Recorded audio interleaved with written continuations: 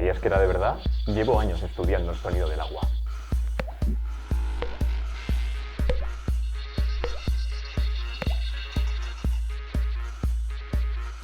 Oh, Doc, qué bromista eres.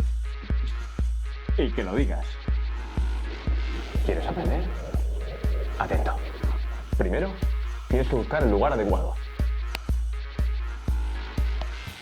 Segundo, tienes que decir la palabra hoy o similar.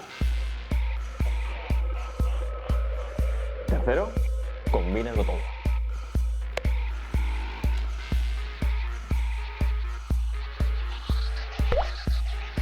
¿Lo tenemos?